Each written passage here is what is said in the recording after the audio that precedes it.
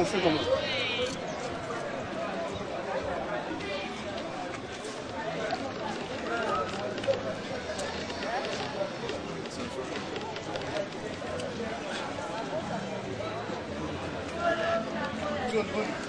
Yeah.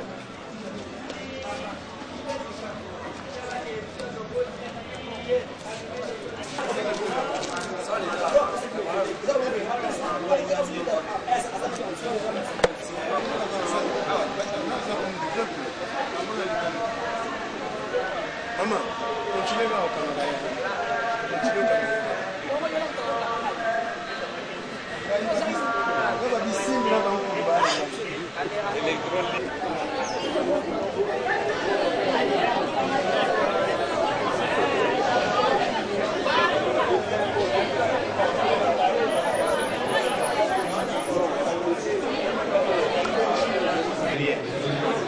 Il fallait d'abord un coup.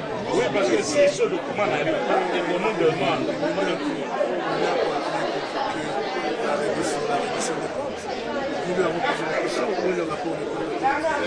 il était gêné, il était même humilié. C'est nous qui déposons. Alors, vous ne pouvez pas déposer sans vous. Oui. Et nous, dès qu'on avait appris ça la nuit, on envoie ce rapport pour ne pas créer des incidents. On envoie vers 21h, on arrive là, il n'y avait plus personne. C'est ainsi que le matin, le président dira non, c'est arrivé ce matin.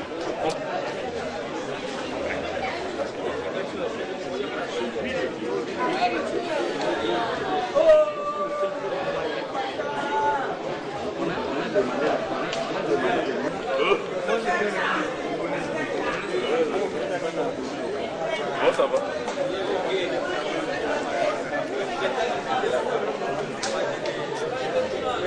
Bon, oui.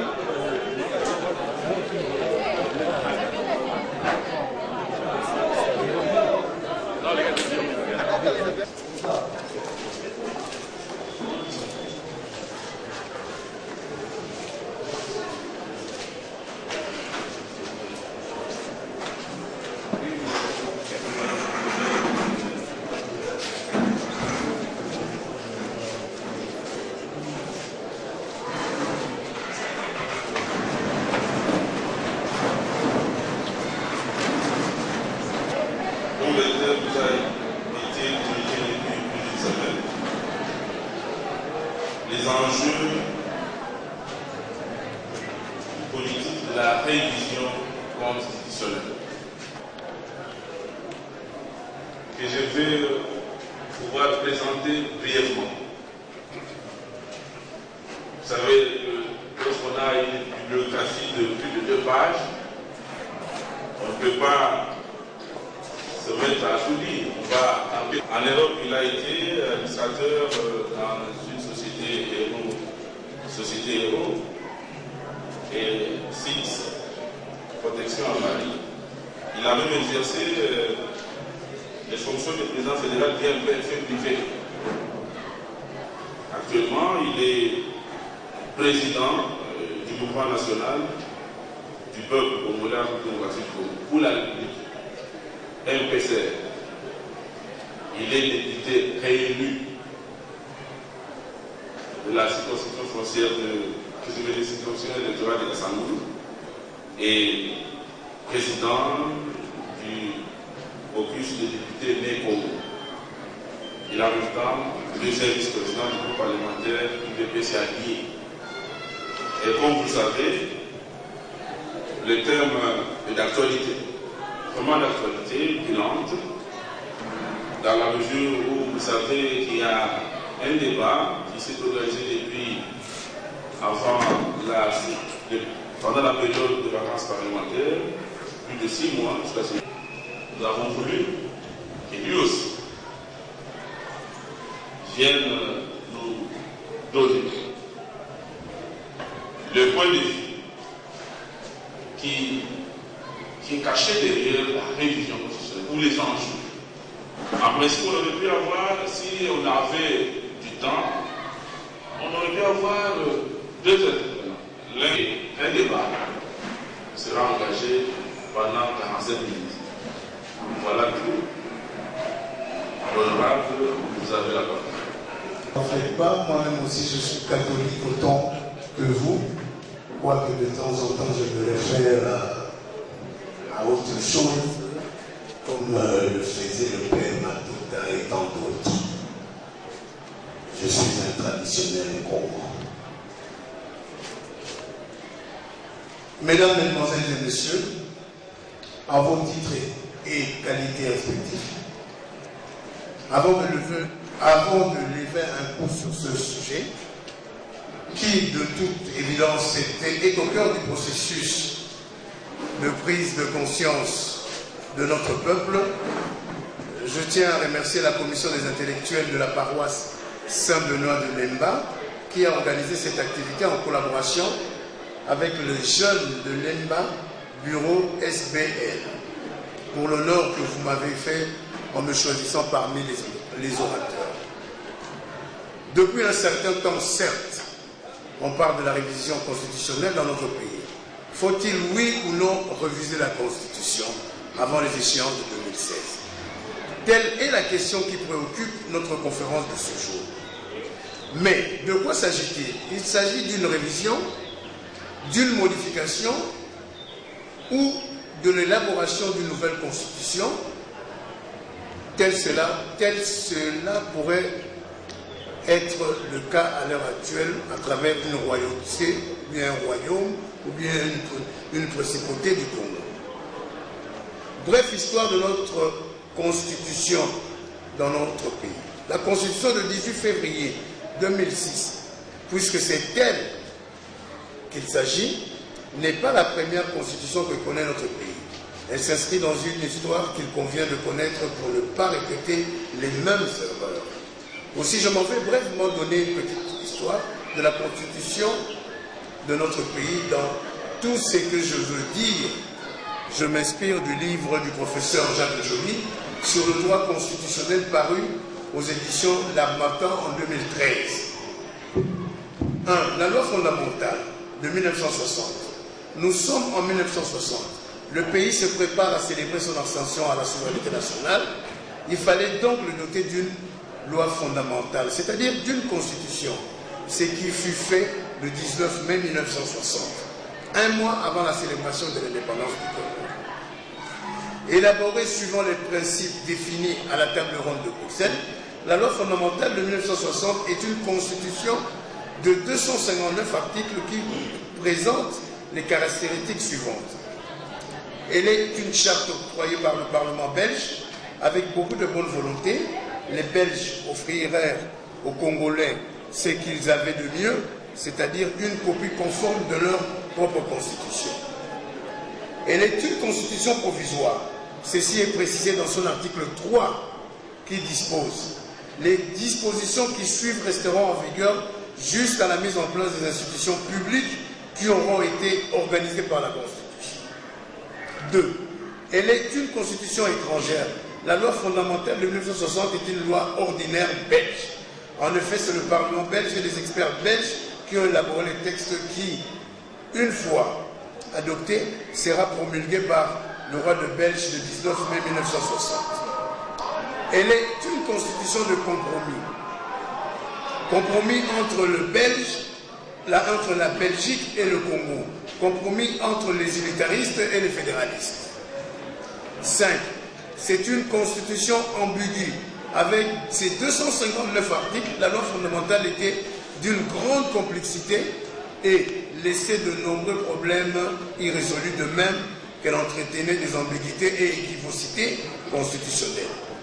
Cette ambiguïté sera à l'origine du conflit entre le chef de l'État, M. Joseph Kasavubu, et le Premier ministre Patrice Emery Lumumba, qui se sont révoqués mutuellement.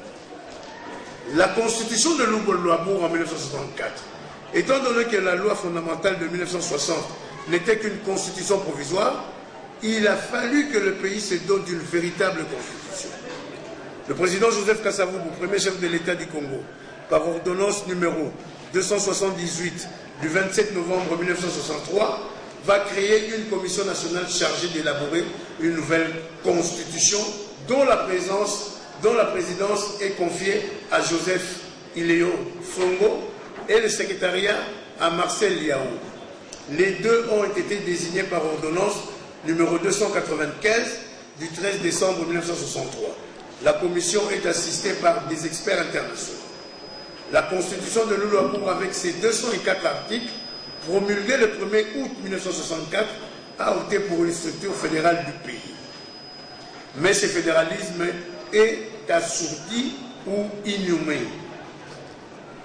La constitution de la Deuxième République de 1967, lors de la prise de pouvoir en 1965, le président Mobutu remet totalement en cause l'ordre constitutionnel de 1964.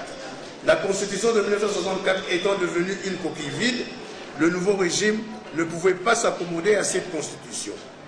Il fallait donc élaborer une nouvelle constitution sur base de nouvelles conceptions du pouvoir et de l'organisation politique et administrative de l'État.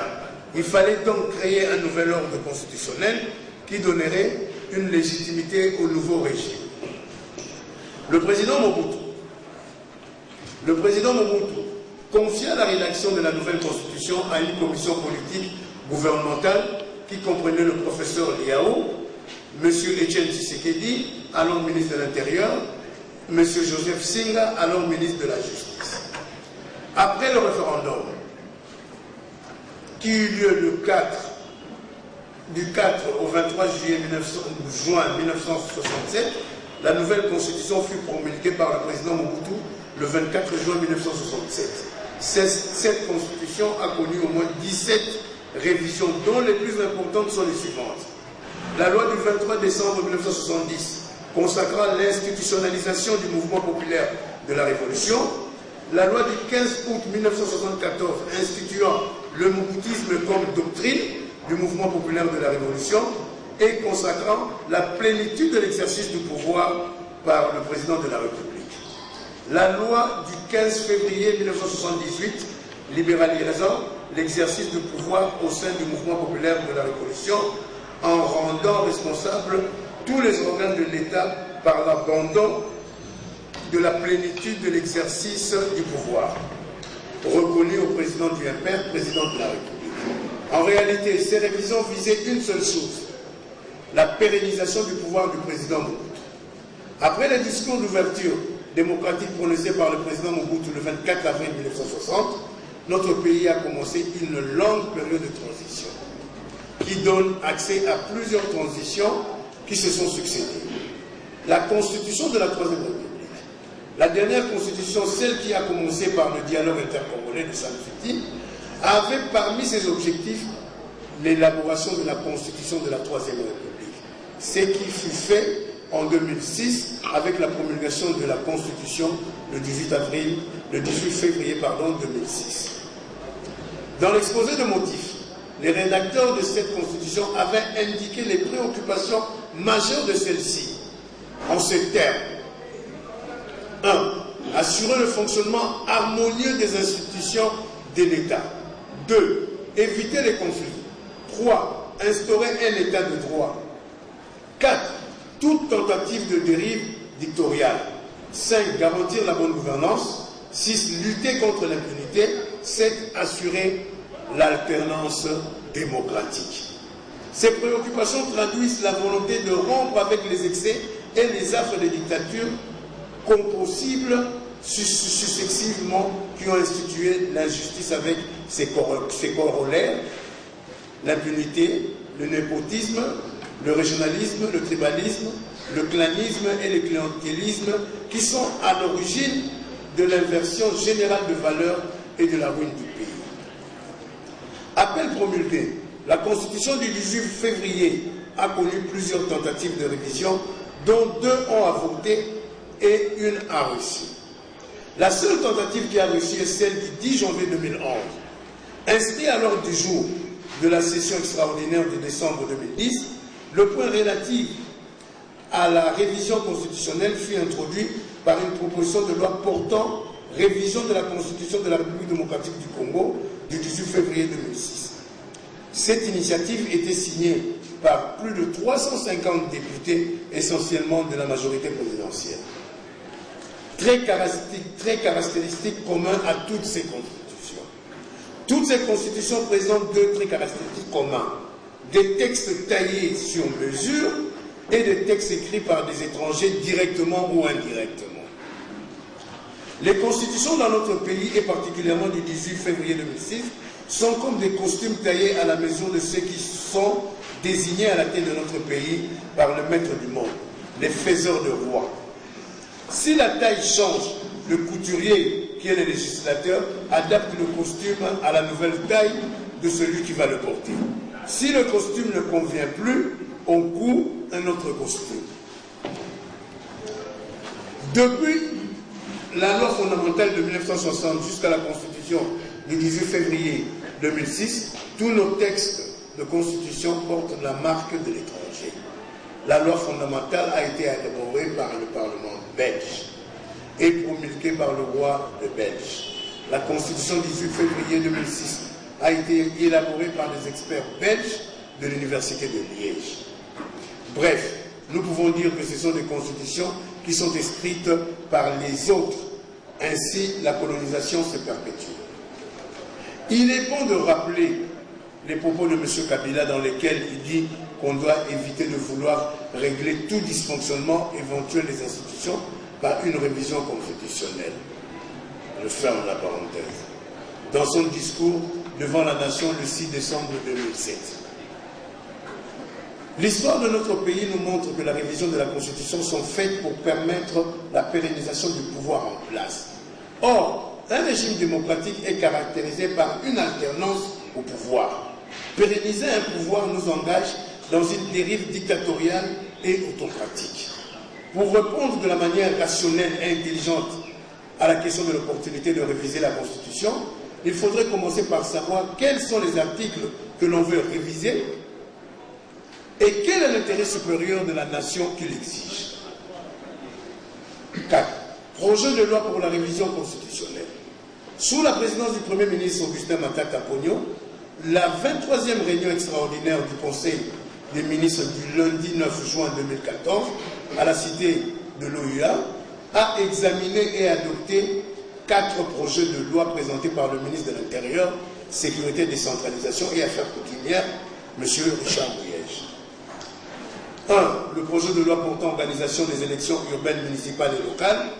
2. Le projet de loi portant organisation des élections provinciales, sénatoriales, des gouverneurs et des vice-gouverneurs.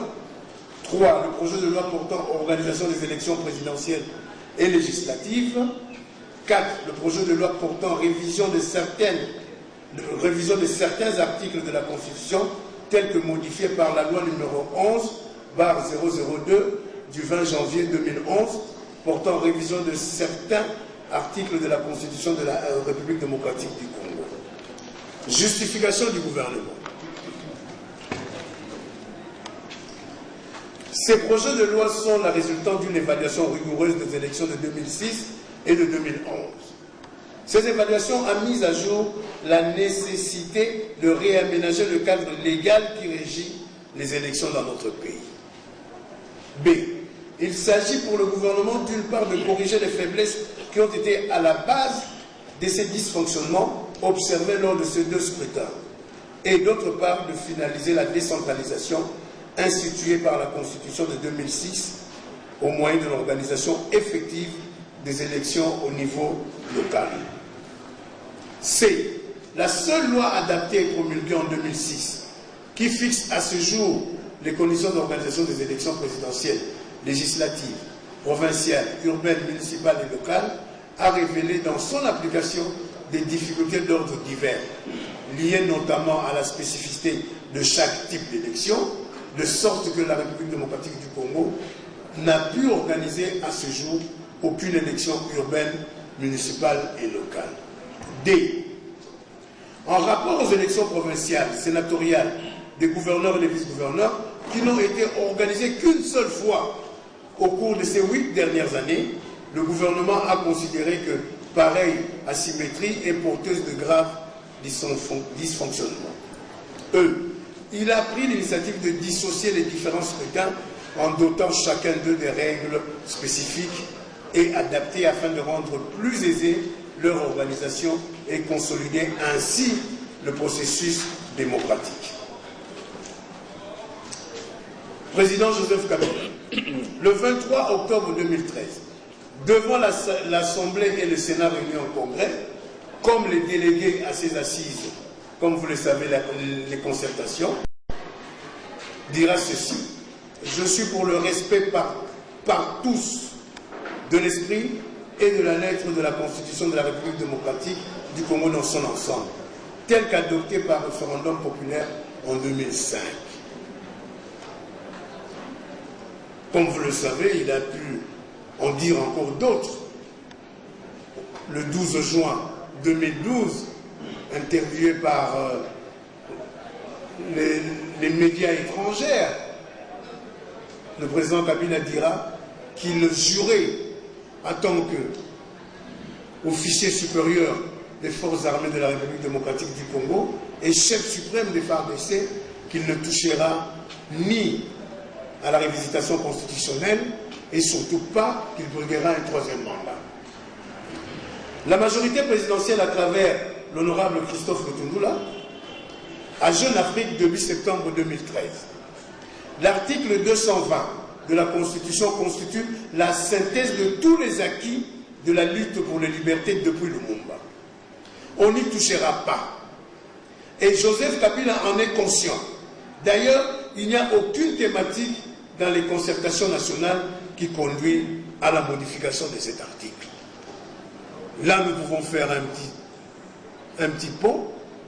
Souvenons-nous de ce que venait de dire il n'y a pas longtemps le président du Sénat, co-président des concertations nationales, qu'il n'y a aucune résolution ou recommandation faisant état de n'importe quelle révisitation constitutionnelle à travers les articles clés. Comme elle peut également provoquer un séisme. En parlant de l'article 220, je cite Lutundula, sur la scène politique congolaise, tout ce qui s'agite pour que Joseph Kabila se prononce ne cherche qu'à déclencher une lutte pour le pouvoir. Cela est valable pour l'opposition comme pour la majorité. Avait-il insisté? Selon certains analystes neutres, dans un état de droit, tout le monde, y compris le souverain, est soumis au droit. Juridiquement, le peuple est révolu du prince au-dessus de la loi et n'est légiférant que pour ces sujets.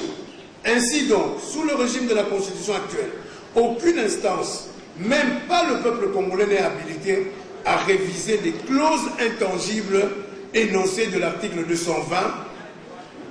En revanche, cet article peut être réformé si l'on veut intangibiliser d'autres dispositions fondamentales et non en tangibilisant les dispositions irréformables, argue-t-il. Les 4 raisons qui poussent à refuser toute modification de la Constitution de la République démocratique du Congo en vigueur. Première raison, pour préserver les principes démocratiques contenus dans la présente Constitution contre les aléas de la vie politique et les révisions intempestives. Les principes démocratiques contenus dans la Constitution sont notamment un état de droit fortement décentralisé, un régime politique semi-présidentiel, indépendance du pouvoir judiciaire, élections libres, démocratiques, transparentes, dispositions non révisables. L'article 220 sur le nombre de la durée de mandat du président de la République est non révisable de façon expresse. Il est verrouillé et ne doit pas être révisé. Tout référendum pour le déverrouiller me paraît une violation de la Constitution. Sans révision, risque de donner naissance à une 4e République, car l'ordre constitutionnel se trouvera fortement modifié. L'article 197 sur l'élection des députés provinciaux au suffrage universel direct est également non révisable, mais de façon tacite, car il est lié à l'article 220, alinéa 2. Le révisé conduira à vider l'article 220 de toute sa substance. D'où nous mettons en garde le peuple congolais à travers ce paragraphe de la Constitution. Quand on touche l'article 197, directement le 220 aussi tombe. Soit nous allons à une nouvelle Constitution, comme je vous disais tout à l'heure, soit ou bien nous, Congolaises et Congolais, acceptons que le royaume du Congo-Kinshasa puisse naître des cendres de la Troisième République. De nombreuses autres dispositions constitutionnelles sont ainsi non révisables de façon tacite. Par exemple, l'article 1er de la République démocratique du Congo est un état de droit, indépendant, souverain, uni et indivisible, social, démocratique et laïque. Deuxième raison, le défi actuel, c'est d'assurer l'application de cette Constitution et de lois existantes pour répondre aux besoins de la population et non de procéder à sa révision. Plusieurs lois organiques et ordinaires ne sont pas encore votées ou promulguées pour mettre à cette Constitution de s'appliquer pleinement. Citons à titre d'exemple la loi organique sur la Caisse nationale de péréquation, la loi organique sur les juridictions de l'ordre administratif, article 155, la loi sur le droit de logement décent et à l'accès de l'eau potable, article 48, la loi sur la liberté des manifestations, article 26. Les lois déjà votées et promulguées doivent être suivies de mesures d'accompagnement et être effectivement appliquées. Exemple, il faut que le gouvernement présente à l'Assemblée nationale une loi de programmation militaire pour les dépenses d'investissement et de fonctionnement des FARDC, telle que prévue par la loi organique de l'armée. Nous l'attendons toujours depuis 8 ans. Les membres de la Commission nationale des droits de l'homme doivent être désignés et installés. Les membres de la Cour constitutionnelle doivent être installés et commencer leur travail. Je vous notifierai que c'est depuis 4 mois que le président de la République a signé le décret pour la mise en place de la Cour constitutionnelle. Jusqu'à ce jour, on traîne toujours à la Cour suprême de justice. Troisième raison, un référendum est une opération coûteuse. Le gouvernement doit économiser le moyen financier pour organiser les élections. Au moment où la préoccupation du dirigeant devrait être celui de mobiliser les moyens financiers pour les opérations préélectorales, électorales et post-électorales, on ne devrait pas dépenser pour le référendum. Gouverner, c'est prévoir. Quatrième raison, on ne change pas les règles du jeu à quelques heures du match. Qu'est-ce qui justifierait une révision ou un changement de la Constitution à 2 ans de la fin du deuxième et dernier mandat du président de la République en fonction, le 19 décembre 2016 à minuit? Pourquoi cette idée n'avait-elle pas été soulevée juste au début du mandat? Pour rappel, la Constitution en vigueur avait été révisée pour la première fois en janvier 2011, soit quelques mois avant l'élection présidentielle de 2011. Comme conséquent, l'on est passé de 2 à un seul tour du scrutin présidentiel et les pouvoirs du président de la République sur les assemblées provinciales ont été renforcés. Souvenez-vous que la Constitution a changé, que le président de la République, par indiscrétion ou par quoi, a le droit de démissionner les gouverneurs et les vice-gouverneurs. Or, la Constitution ne le lui octroie pas. C'est aux assemblées, provinciales qui reviennent ce droit. Mais le président Kabila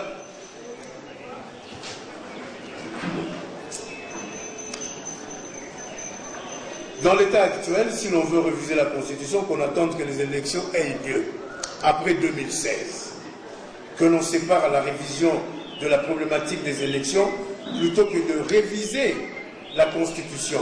Il faudrait plutôt garantir au président sortant un statut qui dissipe sa peur. Cela est déjà prévu par la Constitution dans son article 104 qui prévoit que les anciens présidents de la République démocratique du Congo deviennent des sénateurs à vie. Donc ils peuvent mourir à 120 ans, ils seront toujours rétribués par l'État congolais. À ce jour, le pouvoir en place vient d'étaler au grand jour son agenda caché, lequel contient le complot ourdi depuis belle lurette, celui de flouer le peuple congolais qui a cru à la démocratie dont l'une des règles fondamentales n'est autre que l'alternance au pouvoir. Parce que certaines personnes croient que l'alternance reviendra sûrement à l'opposition. Ça peut aussi revenir à quelqu'un de la majorité si le peuple congolais le réclame. Bien que le pouvoir en place nous ait habitués à des violations répétées et permanentes de la Constitution, ils viennent de prendre une ferme résolution, cette fois-ci de violer la Constitution dans une de ses dispositions qui touchent à la souveraineté de l'État. Quelle méprise pour le peuple congolais qui a voté la dite Constitution par voie référendaire à 85%. Incapable de résoudre et de répondre aux besoins sociaux de base de la population après plus de 10 ans de mauvaise gouvernance, le pouvoir en place, convaincu du désaveu des Congolaises et Congolais en son endroit, n'a trouvé comme astuce pour se maintenir au pouvoir que la révision constitutionnelle, en dépit de l'article 220 de la même Constitution, qui interdit formellement la modification du mandat du président de la République. Dans la majorité présidentielle, chacun rivalise de zèle pour être le mieux coté et bénéficier ainsi de meilleure attention du prince, qui n'est autre que le président de la République, Joseph Kabila, avec tout ce que cela entraîne comme avantage matériel, financier, individuel, et tous oublient, comme par enchantement, le bien-être de la population dont ils prétendent se soucier. Le peuple congolais, en sa qualité de souverain primaire, prendra-t-il la responsabilité devant la nation et les générations futures d'avoir cautionné une telle mésaventure visant à confisquer le pouvoir dont le peuple a la décision finale sur les questions qui les concernent? Accepteriez-vous de ce fait de servir de marche à pied à un groupe d'hommes désirés de s'accaparer le pouvoir illégitimement pour des visées personnelles au détriment de toute la nation congolaise? C'est pourquoi, d'ailleurs, le constituant de février 2006 avait donné aux souverains primaires la possibilité de contester et de refuser d'exécuter toute décision injuste. Voici ici l'occasion pour le peuple congolais d'exprimer haut et fort sa désapprobation face à cette tentative du pouvoir actuel de le chosifier. Le peuple doit se lever comme un seul homme et dire non à cette dérive dictatoriale et ne jamais oublier qu'il est maître de son propre destin. Je dis et je vous remercie. Je vais répondre. Vous avez la parole. Puisque la majorité est là à décider, l'opposition est sortie du Parlement. Voyez-vous que ce projet ne va pas passer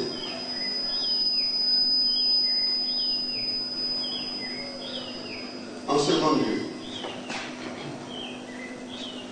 Ne voyez-vous pas que le président de la République, il y a 2 ou 3 jours, à la tribune des Nations Unies,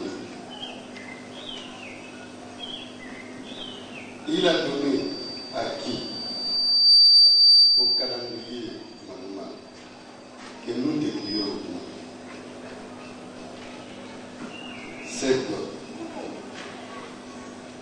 en acceptant les élections en 2015, ipso facto, la Constitution sera modifiée. À moins que je m'abuse.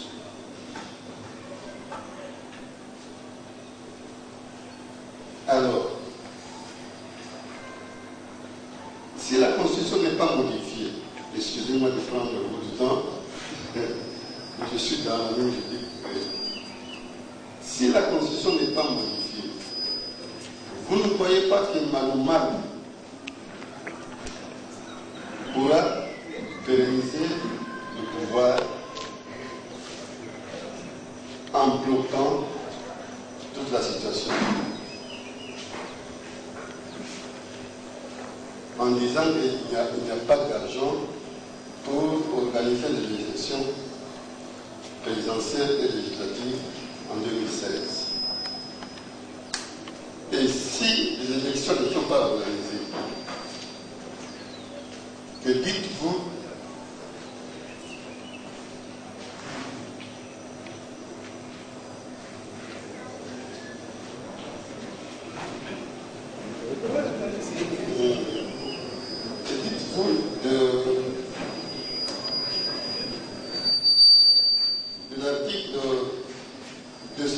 de l'article 70 qui dit qu'à la fin de son mandat, le président de la République reste en fonction jusqu'à l'installation effective du nouveau président.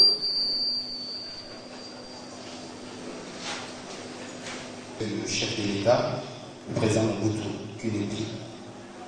Est-ce que si vous ne voulez pas que la Constitution soit révisée, est-ce que ce n'est pas une façon d'envisager le retour en force dans le pouvoir, étant donné que le président Mobutu avait fait tant des ans au pouvoir pendant que vous étiez à côté de lui?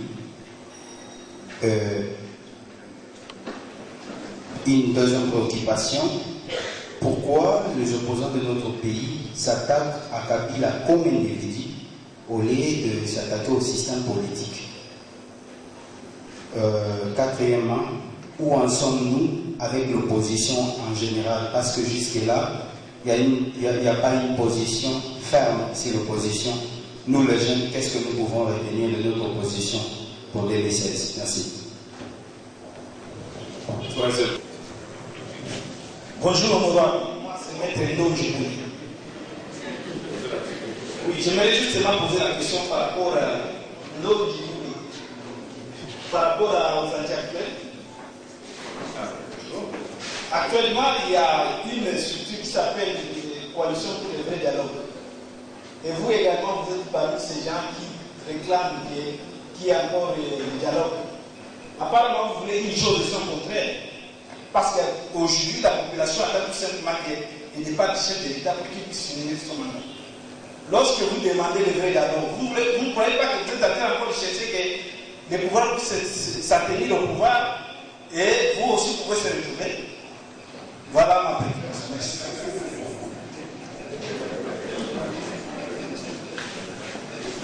Aujourd'hui, nous avons besoin des actions concrètes et pratiques.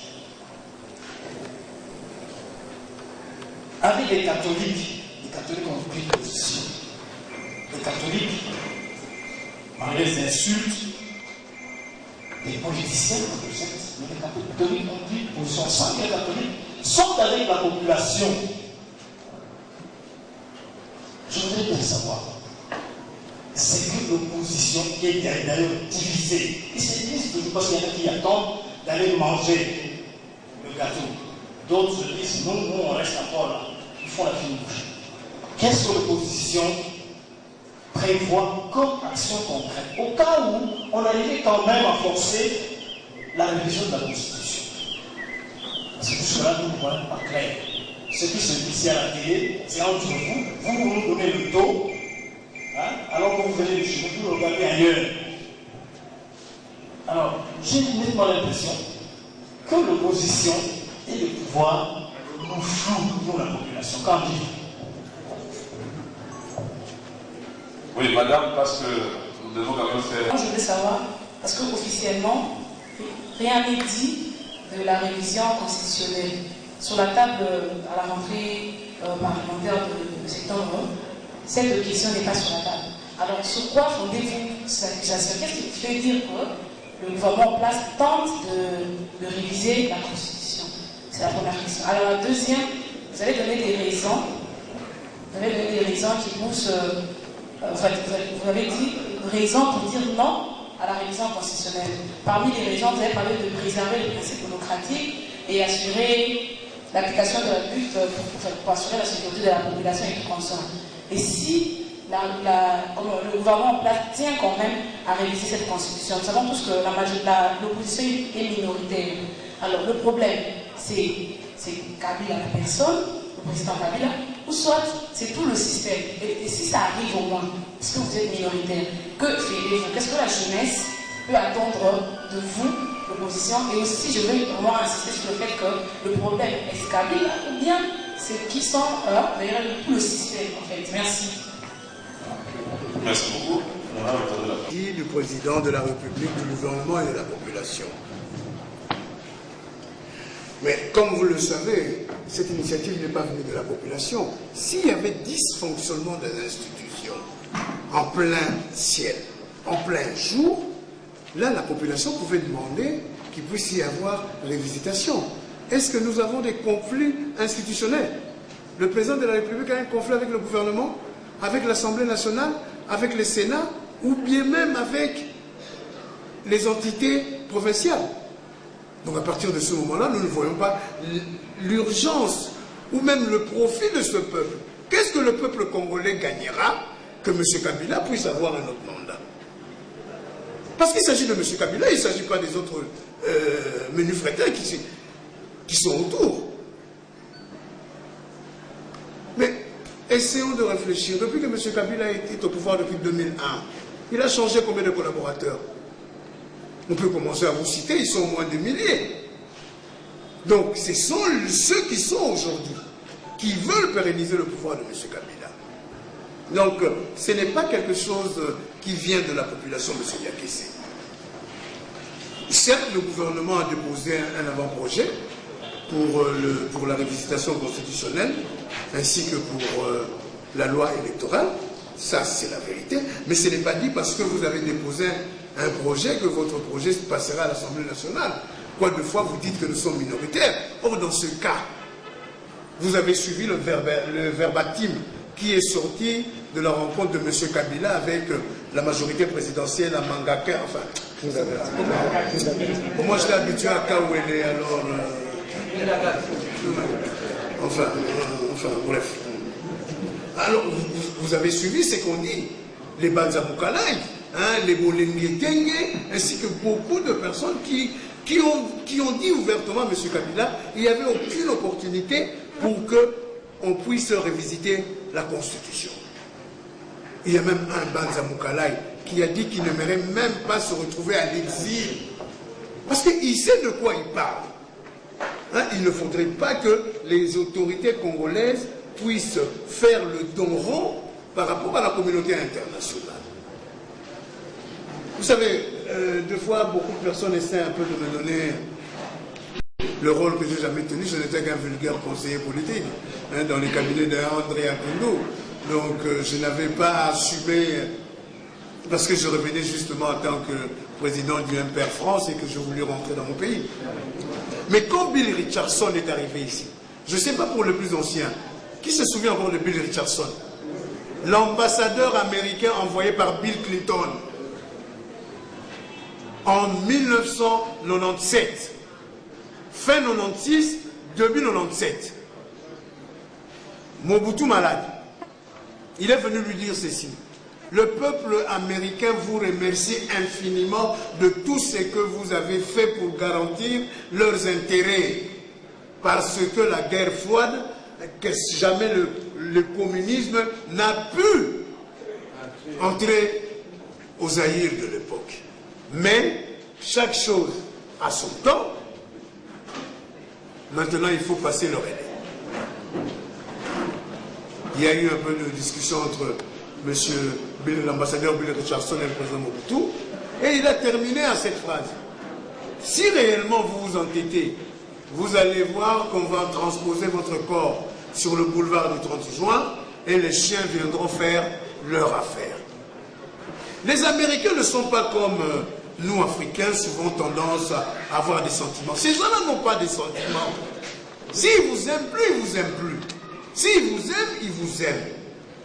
Donc, à partir de ce moment-là, ce projet de loi, même nous qui sommes à l'Assemblée nationale, avec certains députés qui sont là, mais ils n'en veulent pas. Il y a même un qui m'a dit dernièrement, le jour venu, beaucoup la bison dans l'hôpital, là-bas, sonde, il y a Bopema, et avec les perfusions, parce qu'on ne viendra pas. Mais si c'est un vote à bulletin secret, on sera tous là. Mais si c'est un vote à main levée, on ne sera pas là.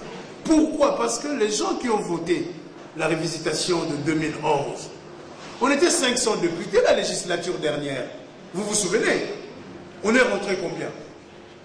65. 10%.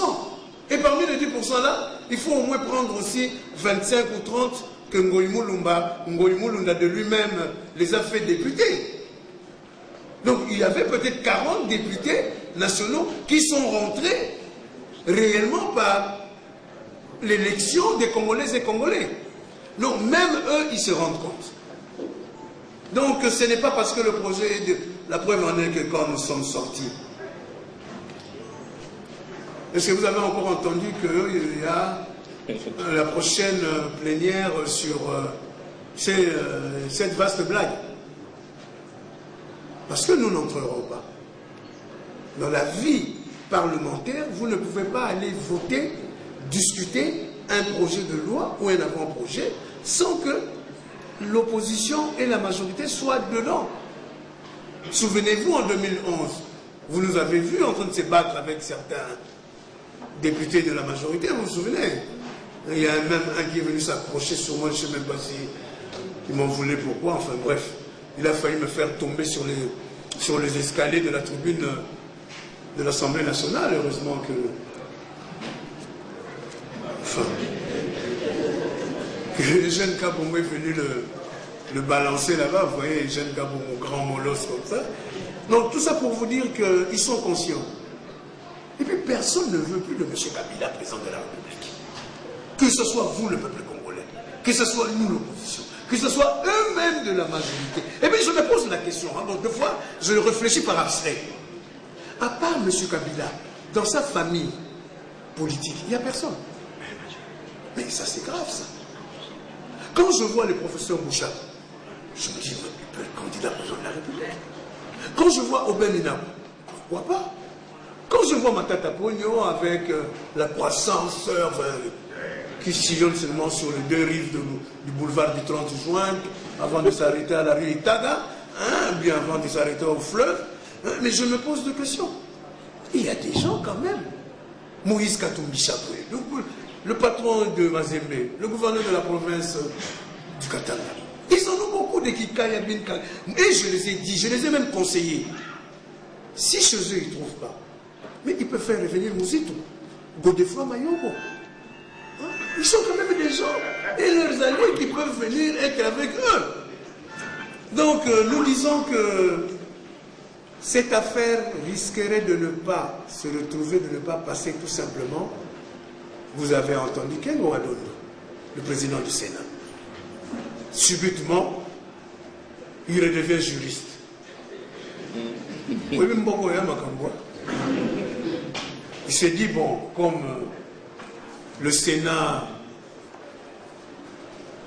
qui est hors mandat, hors délai, un Sénat obsolète, ils sont là parce qu'ils ne vous engagent même plus. Est-ce que vous voyez vos sénateurs dans la rue? Ou bien même dans leur circonscription? Il n'y en a pas. Moi, chez moi, à Kassamoulou, j'ai un sénateur de la Loukaï. Mais depuis 8 ans que je suis député de Kassamoulou, je ne l'ai jamais vu. Oui, il passe pour aller chez lui à Madimba. Tant mieux pour lui. Mais chez moi, à Kassamoulou, ils ne s'arrêtent jamais. Et surtout ici à Kim. Tous ont changé des adresses. Vous le savez bien. Donc, moi, je dis que Ken Wadon a eu raison. Tout simplement parce qu'il se rend compte que sa vie politique se termine. Comme disent les Quinois, il fallait la canne dans la communauté. Déjà, il sait que vous ne l'aimez pas, depuis fort longtemps. Et alors, je crois que... Il a été sincère quand il a dit qu'on ne peut pas toucher l'article 220. Ça va créer un climat social délétère. Ça, c'est vrai. Bon, M. Kabila a approuvé le calendrier à la tribune des Nations Unies. Mais on avait besoin de ça pour qu'il puisse aller dire ça là-bas. Qu'est-ce que le sommet des Nations Unies a à voir avec ton programme national de ton pays? Rien du tout. À la place, il devait parler d'autre chose qu'il n'a pas parlé. Comme la déforestation, comme le déboisement qui se trouve dans notre pays. Le Congo est le poumon de la forêt au monde. Mais vous savez, la structure qui s'occupe des forêts se trouve où? À Brazzaville. Parce qu'il y a un ministre, que je cite, que je tais le nom, qui a vendu ça à son boisson. Il dit, Kamatango, chez nous, là-bas, nous n'avons que des camps. Et ça se trouve là. Est-ce que le Congo parvient à octroyer à la population congolaise tous ces boutures-là des arbres? Pas du tout. Moi-même, je vous dis, à Kassangoulou, j'ai un problème sérieux. Le déboisement est devenu chronique et je me pose même la question si à Kassangoulou, il y a encore plus de 1 million d'arbres encore. Je me pose la question. Parce que nos jeunes partent. C'est là où se trouve le problème. Si vous partez maintenant dans certains villages, comme chez moi ici à Lukongapoto, vous voyez des gens de 46 ans commencer à avoir le mal des yeux, les enfants, les vieux, les personnes âgées ont toujours le problème de bronches, donc, parce que toutes les couches d'ozone nous descendent à la figure. J'aurais bien souhaité que le gouvernement puisse dire, sur 500 députés, nous vous donnons 5 milliards des boutures de tous ces arbres qui poussent facilement, comme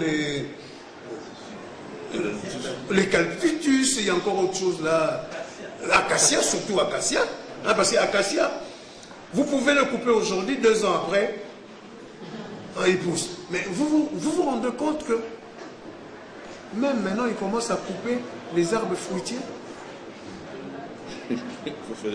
pour faire le charbon, et il y a les Sabino la Kinshasa.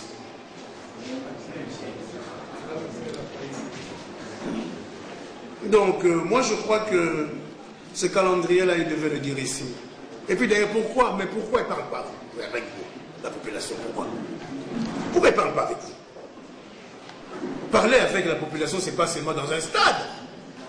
C'est pas seulement, même ici à Saint-Benoît. Envoyez une invitation qui puisse venir vous parler avec nous. Vous êtes la population. Hein? Non. Donc, ça, ce sont des genres de choses. Mais approuver Malou Malou, mais Malou Malou est revenu sur quel dessin? Là, des fois, je me sens un peu mal en étant catholique.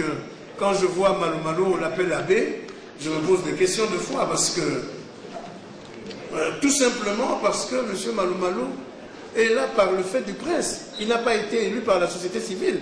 Il a été imposé par M. Kabila pour faire la sale besogne de tout faire, tout préparer pour qu'il soit réélu. Donc je crois que ça ira mal parce que nous ne l'accepterons pas. Si la constitution n'a pas été adoptée, Malou Malou profiterait. Mais est-ce que vous attendez encore Malou Malou? Quand chez vous, dans votre village, on ne veut même plus vous voir parce que vous êtes contre la majorité des Congolaises et des Congolais. Donc, il ne pourrait pas amener le président de la République jusqu'à l'élection du nouveau président de la République parce que M. Kabila doit partir le 26 décembre 2016.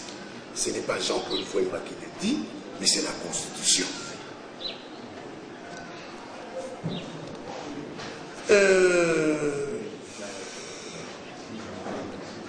Monsieur Thierry Massouki me dit, tu as été à côté du président Mobutu, Massouakou. Oui, j'étais un jeune, comme tant d'autres à l'époque, je revenais du président du MPR France fait privé, hein. C'était pas le MPR parti État, hein. C'était le MPR fait privé. J'ai commencé mes activités là-bas, j'étais invité ici pour voir comment ça se passait. Bon, le plus âgé se souviendra encore de mes passages à la RTNC. C'était le visage d'un mobutiste, mais les propos d'un opposant. Parce que j'ai toujours été pour la liberté d'expression.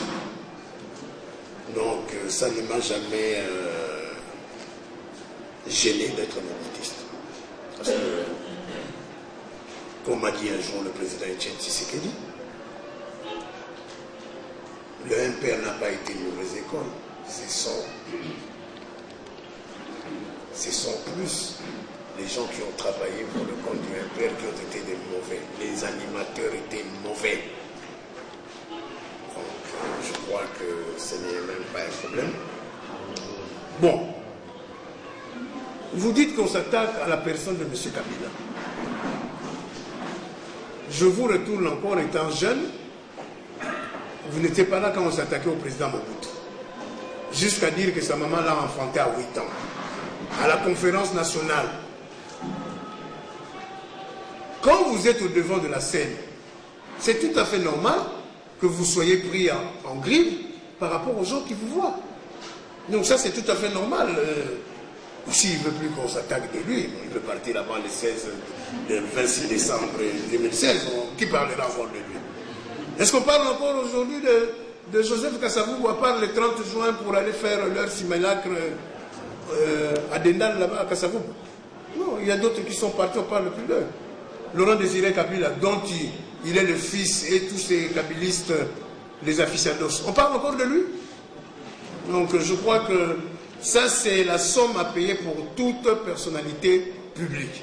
C'est pour cela qu'on nous demande d'avoir une bonne moralité, les décisions soient bien prises, et non demander à la Cour suprême de justice de condamner Rwanda une année pour rien. Moi, je suis au Congo. Il y a beaucoup de Bakongo ici, non? Deux fois, on nous appelle que, quoi? Des Bazombo, non? Pourquoi? Parce que quand les colonisateurs ont fait la séparation du Congo et de l'Angola, ils nous ont laissé Mbanza Congo en Angola. Congo Diantotila en Angola. C'est pour cela, deux fois, comme ils savent que le royaume Congo est parti de là, on nous appelle les Angolais. Est-ce que ça nous choque? Ça nous choque, comme on dit aux frères, puisqu'on parle la même langue, on est tous pareils. Mais vous, maintenant, même quand on vous dit que vous venez de Tel Aviv, vous êtes en colère. Hein, on vous dit que voilà, celui-là vient du Tchad, vous êtes en colère. Alors, j'ai même demandé au président Kagame, dorénavant, si on commence à critiquer les Rwandais comme ça, qu'ils portent plainte. Parce qu'ils ne peuvent pas non plus commencer à jouer avec son pays. Parce que moi, je suis Mouzombo. Je ne le cache pas, je le dis. Vous m'appelez Mouzombo parce que Congo Diantotila est en Angola, n'est-ce pas? Mais, bon, il y a peut-être ici quelqu'un de vous qui vient du Gabon, ou bien de, je n'en sais rien, ou même de Paris. Les enfants que nous avons laissés en Europe, on les appelle comment? Parisiens, Français, bon, il y a aussi d'autres qui viennent de Rwanda, aussi Rwandais, hein, donc, vous comprenez, donc, non, ce n'est pas une insulte, c'est pas une insulte, c'est pas une insulte. Bon, maintenant, Vital Kamerhe, tout le monde l'attribue la nationalité burundaise, non? On appelle Vital burundais, non? Est-ce qu'il a porté plainte à quelqu'un? Et le moi na lembo, le moi na lemba, ok na matongi. Bah, comment jamais moi na matongi, moi na kalamu.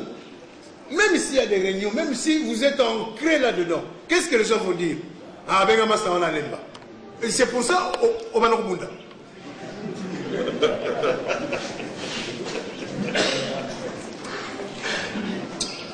Bon, on ne s'attaque pas au président Kabila, on s'attaque à sa politique. Parce que sa politique est d'une négation infernale. Ça, c'est pas seulement, vous allez dire l'opposition, vous parlez, mais quand on est opposant, c'est pourquoi?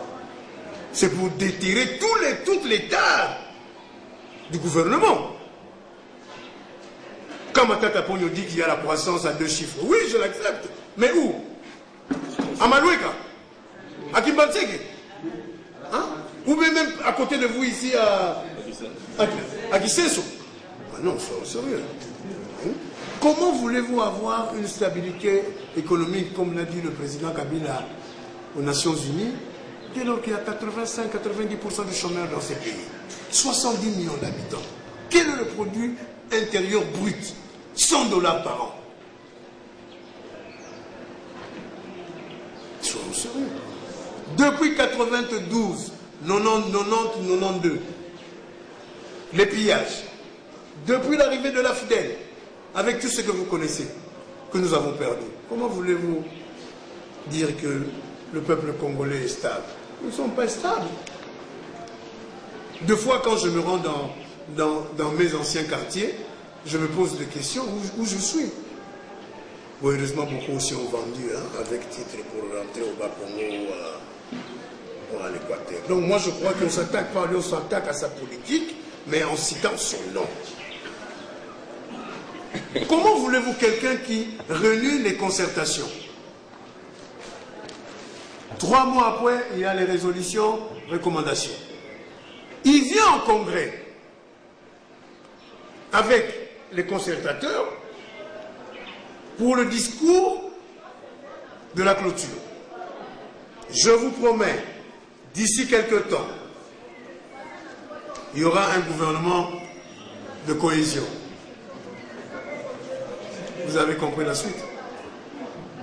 Nos amis de la majorité, pardon, de l'opposition républicaine, ont attendu 6 mois, ils se rendent compte qu'il n'y a plus de ministère, ont commencé à se positionner, à vouloir se battre, à insulter Kengo, Kengo les insulter et tout, et maintenant qu'il faut envoyer les noms, Kengo avant 13 noms, paraît-il, de sa femme, de ses enfants et de ses amis, vous êtes, les autres vous êtes contre, non? Ayez la constance. Quand on est dans l'opposition, on est dans l'opposition. Tant que nous n'avons pas le pouvoir, vous ne pouvez pas changer des convictions comme si c'était demain. Je vois certains, même à l'Assemblée nationale, qui parlent comme si on dirait qu'ils ont toujours été plus kabylistes que les kabylistes. Or, quand on se retrouve entre nous, dans des dîners, dans des conférences autour, ils s'en prennent à eux. On dirait que donc moi je crois qu'un opposant ne change pas de conviction tant que le but à atteindre, la prise de pouvoir, n'est pas encore arrivé. Mais rassurez-vous, l'alternance vient au Congo. Maître Donji, coalition de vrai dialogue, vous avez raison, la CVD. Je ne sais pas si quelques-uns ou quelques-unes étaient hier, quand nous avons terminé la marche au triomphal, quand j'ai pris la parole.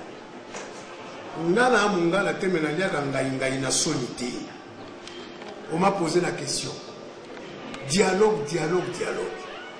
J'ai répondu. Moi, je ne crois pas à M. Kabila. Pourquoi voulez-vous que je puisse demander un dialogue avec quelqu'un en qui je ne crois pas et qui serait là pour vous dribbler, vous rouler? Il vient de faire son dialogue, les concertations nationales.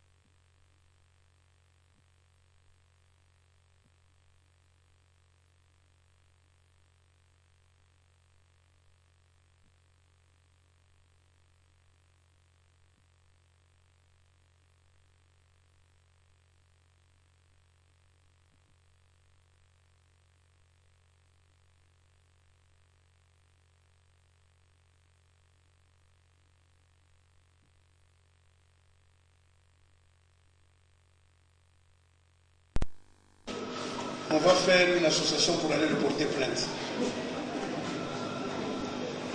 Bon, je crois que nous nous organisons pour dire à nous. Nous avons créé une force sociale et politique et sociale pour l'unité d'action. Vous avez compris, on a commencé par Sainte-Thérèse. On n'a pas pu le faire en ville, à la gare centrale, parce que la police de M. Kabila était là. Hier, ils nous ont donné l'autorisation. Pas d'autorisation, on les a informés et nous avons marché de ici à Échangère jusqu'à Triomphal. Est-ce qu'il y a eu des casses? Quelqu'un s'est plaint que sa voiture a été caillassée, son magasin est en lambeaux ou quoi? Rien du tout, parce que ce que nous voulons plus donner raison à ces gens-là pour qu'ils continuent à nous embastiller. Quelle raison parler de la révisitation constitutionnelle? Parce que pour vous, rien n'est encore fait. Je crois qu'il y a une expression congolaise, surtout de Lingala, qui dit que et de Bakongo, Sobomolindoki.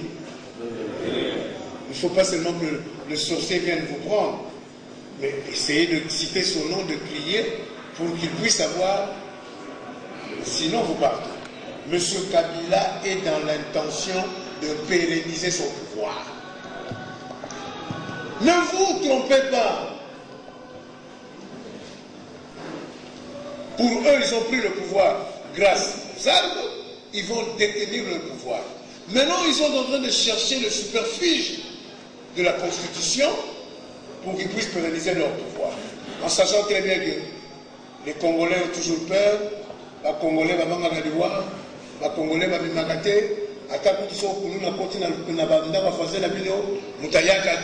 vous faites le mort, on dirait que vous n'étiez pas là, mais malgré que les lumières sont allumées, et demain vous allez dire donc tout ça, ces gens-là le connaissent. C'est pour cela que nous vous demandons, quand il y a des manifestations, même dans votre commune, il faut venir. Venez au moins exprimer votre mécontentement. Vous savez, maintenant, pour tuer en Afrique, c'est devenu difficile. Parce que les satellites américains nous visionnent nuit et jour. Moindre mort, toute la planète entière en parle.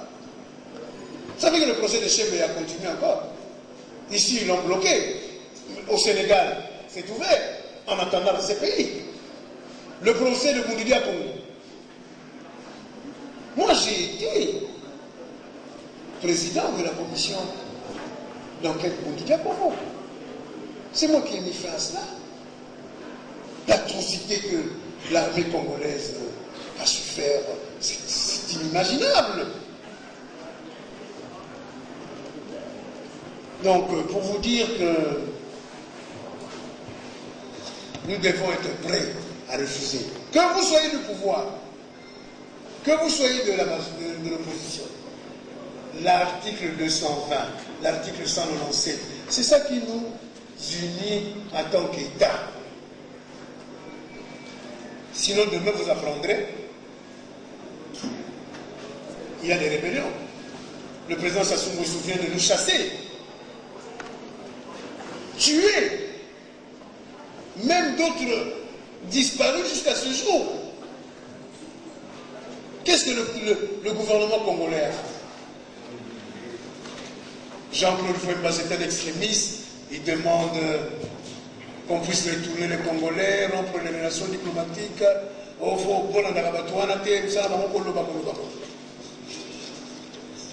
7 mois après qu'il vient, le président Sassou, il vient faire quoi? Mais il n'est pas venu pour ça, Sassou. Sassou est venu tout simplement, ils viennent de faire leur syndicat pour pérenniser les chefs d'État africains. Ils ont commencé par Sassou, ils ont envoyé les gens chez Blaise Compaoré. Nous connaissons l'équipe qui s'est déplacée. Ils ont commencé par Sassou. Sassou est venu avec des simulacres, on va créer une commission. Vous allez créer quelle commission? Avec contre Kabila est disparu. Ah non. Mes chers frères et mes chères sœurs, moi je ne badine pas sur les morts. Je les ai vus à Brazzaville. J'étais le seul homme politique qui était à Brazzaville, qui est parti à Brazzaville, qui est retourné et qui a tout dit. Parce que la mission m'a bé. Des fois quand les gens disent, oh, à l'époque du maréchal Mobutu, les anciens le savent, Mouabi avait essayé une fois, vous vous souvenez encore? Et c'était beaucoup de monde avait le roi. Minuit, 1h du matin, un commando conduit par le major Pika s'est déplacé à Brazzaville. Ils ont demandé le phare. Ils sont rentrés au Zaïre. Ils les ont installés avec, bon à l'époque, la SNEL n'était pas ce qu'elle est aujourd'hui. Et le lendemain, Mouabi a traversé pour dire grand frère Toti. Un petit pays comme le Congo nous dit bataille à Mokolo. Alors dans ce cas-là, toutes les Congolaises et les Congolais, nous devons appliquer l'article 64. Ne plus accepter que la dictature soit de retour dans ce pays. En tout cas, 5 dernières personnes comme ça. Venez, il n'y a pas de problème. Comme ça, on peut tout. Mais il ne doit pas s'agir de redites. Hein. Je crois qu'il a ramassé tout. Essayer de poser de nouvelles questions. Donnez d'abord à madame, puis...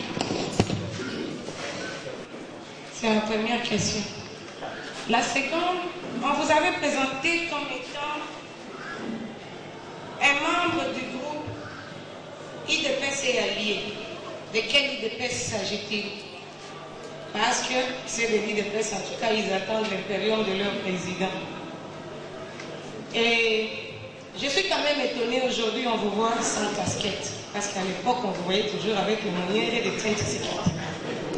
Et maintenant, quand c'est quand même qui est à la page, on lui fait la part belle. On comprend, c'est la politique ici chez nous, ça vogue avec le mensonge. Non, je ne vais pas utiliser mon mensonge, c'est trop fort, ça vogue quand même avec les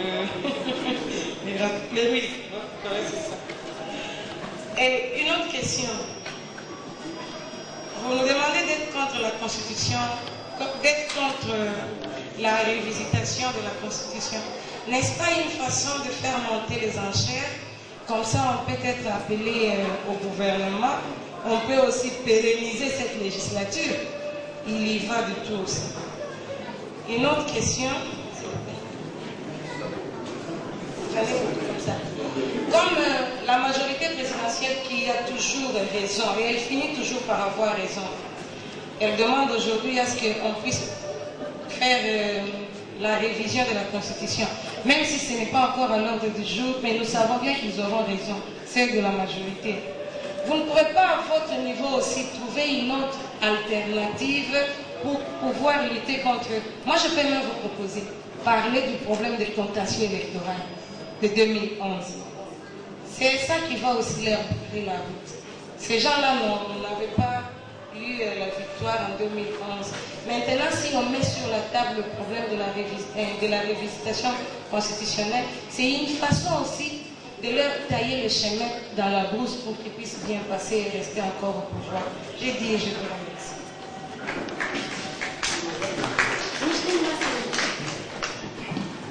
N'est-il pas une stratégie politique pour pouvoir essayer un peu d'endormir la population ou même certains de cadres politiques qui sont dans l'opposition?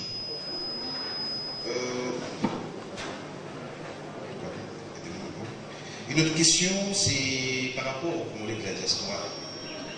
Vous savez qu'aujourd'hui, ces Congolais-là ont une force que nous, ici, au pays, on n'en a pas. C'est-à-dire que ces Congolais disposent des atouts. Parfois, ils revendiquent dans un pays qui n'est pas le leur, alors qu'ils parviennent même à casser, à tabasser même des généraux. Vous le savez mieux que moi.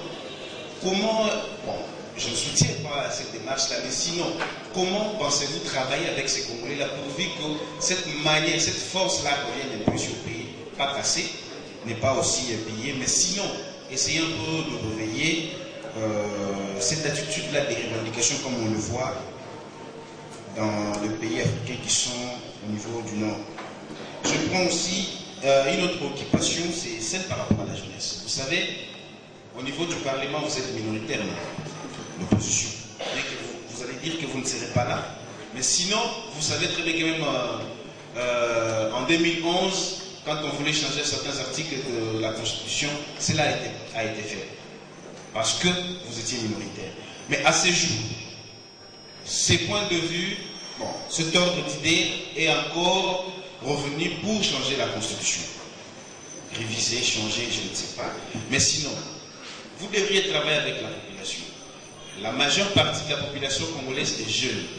Mais si vous essayez de voir à quoi est occupé ces jeunes aujourd'hui, je prends par exemple le cas de Kinshasa parce que je vis à Kinshasa, ils sont plus, pas vraiment trop dans la musique, mais ils sont plus dans les antiques.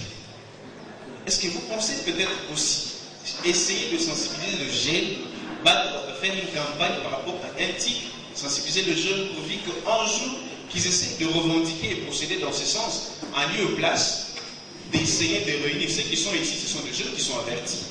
Mais ces jeunes-là qui sont là aujourd'hui avec iPad et autres là sur le WhatsApp, Facebook, vous essayez un peu d'ignorer un secteur qui est en train de s'émouvoir, qui est en train de monter. C'était un peu ça de préoccupation. Merci beaucoup. Merci. Mais il faut être de mémoire. Non. Bien, la première question, c'est mon impression. La Constitution renferme beaucoup de contradictions. Notre ami, je ne sais plus le voir maintenant, qui a parlé d'action concrète, nous renvoie à l'article 64. Mais tout de suite, quand vous lisez l'alinéa qui suit, l'article tombe, en tout cas son application tombe. Quand vous rentrez à l'article 5, c'est même beaucoup plus précis. Aucun individu, aucune fraction du peuple ne peut s'attribuer l'exercice de la souveraineté. Que fait-on dans ces conditions?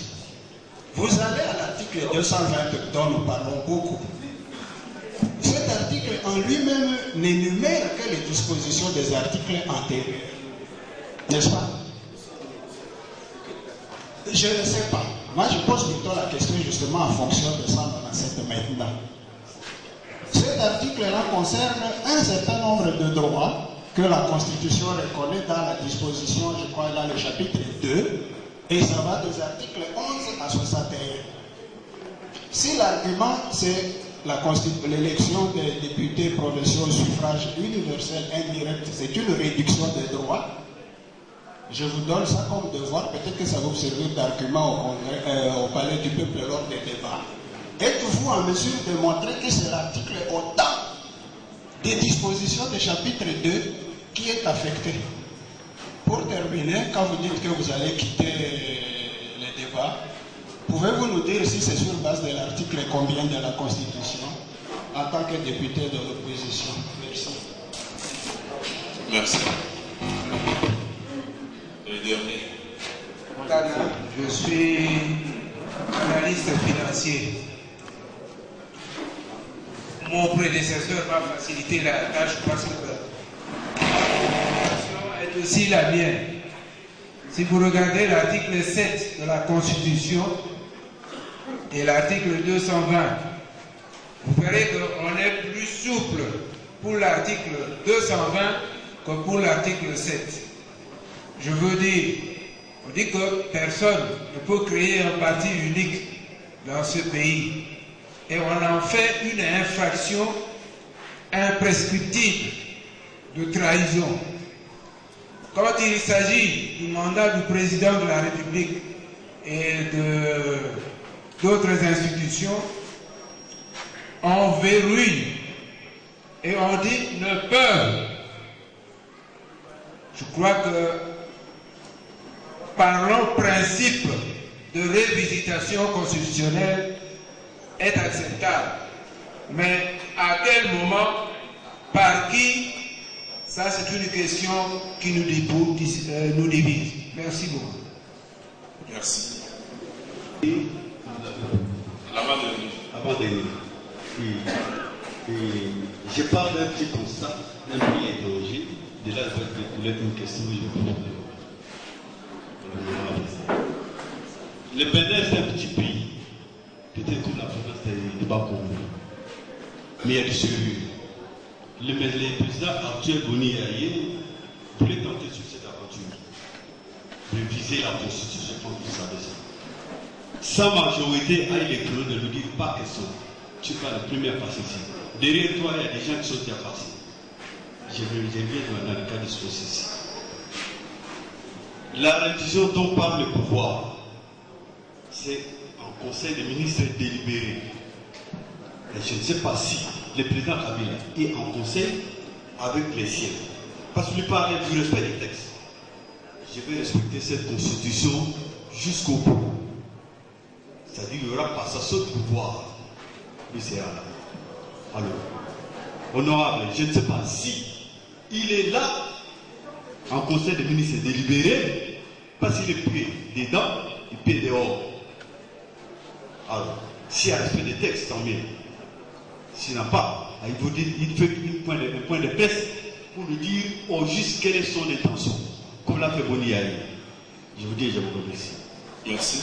Le dernier. Merci pour la parole. C'est M. Jean Bosco Bonkata. J'ai des préoccupations à poser à l'honorable. Face aux propos divergents entre le président du Sénat et le président de l'Assemblée nationale sur la question d'actualité, est-ce que l'honorable ne craignez-vous pas que demain il y ait un conflit des institutions, étant donné qu'au niveau de l'Assemblée nationale, si ça passe pour que le président est pour, et que les textes en dernier ressort doivent passer au niveau du Sénat, et qu'au niveau du Sénat il y ait un blocage. Donc ne craignez-vous pas qu'il y ait un blocage des institutions sur ce point de vue. La deuxième préoccupation, quelle est votre lecture sur la reconduction du Premier ministre Matata Ponyo? Est-ce que c'est parce qu'il a été l'initiateur du projet ou il y a quelque chose qui se cache derrière? Je vous remercie. Hier, selon la presse congolaise, il y avait environ 5000 personnes par rapport à une ville d'environ 10 millions d'habitants. Vous ne voyez pas que c'est trop peu par rapport à la population. Merci. Merci. Je fais allusion. Madame Massengou, vous avez fait allusion pourquoi aujourd'hui je ne suis pas sans casquette. Quand je suis dans la Sainte Église catholique, je suis croyant, je suis pratiquant, je ne porte jamais de casquette. Mais par contre, je porte le chapelet. Qui est là. Béni par mon Seigneur.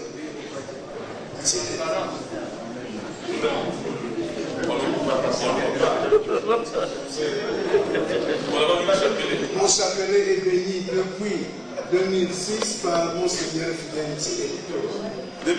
2006. Je suis catholique, pratiquant et croyant. Quand je rentre dans la Sainte Église catholique, je ne porte jamais de chapeau. Et d'ailleurs, je dois vous dire la vérité, puisque quand la poste a raté, j'étais avec Elvis, le président des jeunes de notre parti de l'MPCR, avec mon ami Tshisekedi primaire, Nixon Leia. Tant que connu, j'étais avec mon Beribas, la Tounier, je suis quand même catholique. Pour tomber de jeunesse dans la voiture. Mais en sortant d'ici, au moment où on a la ça, c'est un symbole de la guerre. Les un symbole de la Kutumba. Les un symbole de la reçu.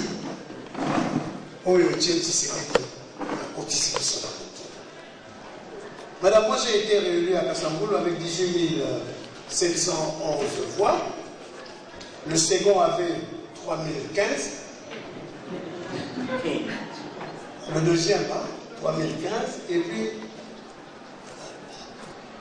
le candidat UDPS Tshisekedi avait eu 800 voix. Donc je ne m'accroche pas sur Tshisekedi parce que je suis un enfant du terrain. Je sillonne tout Kassamboulou à chaque instant. Quand vous faites allusion de l'UDPS et allié, mais de quel UDPS voulez-vous parler? Il n'y a qu'un seul UDPS Tshisekedi. Je suis un allié, je suis président du MPCR. De ce cadre, on m'a confié la responsabilité de vice-président du groupe parlementaire. Je veux même aller plus loin. Pour sortir nos délégués à la CENI, les forces politiques, sociales pour l'unité d'action, m'a envoyé une correspondance officielle qui a été signée par le secrétaire général de l'UDPS, M. Mavungu, pour que le groupe parlementaire UDPS allié puisse retirer son délégué, M. Jean-Pierre Kalaba, qui d'ailleurs depuis lors est resté chez lui à la maison. Il a suspendu comme M. Omba, Gustave Omba. Donc il n'y a qu'une seule unique UDPS. La casquette, si vous en voulez, en sortant d'ici, qu'on va faire une photo ensemble devant ma voiture avec ma casquette. Vous dites que nous faisons monter les enchères pour que nous puissions nous retrouver. Moi, je vais vous dire la vérité. Depuis que je combats le pouvoir, Kabila père et fils et peut-être les neveux ou enfants demain, on ne m'a jamais proposé d'être ministre, ni même ADG. Ils savent, le même jour qu'ils vont procéder à cela, je viendrai vous dire. Parce que je ne le ferai jamais. Je ne travaillerai jamais avec Kabila. Je l'ai dit en 2008, en 2010, et je le redis encore aujourd'hui. Je suis un homme de conviction. Quand je ne crois pas à quelqu'un, je ne peux pas croire à ce qu'il fait. Donc, ça c'est pour les gens qui veulent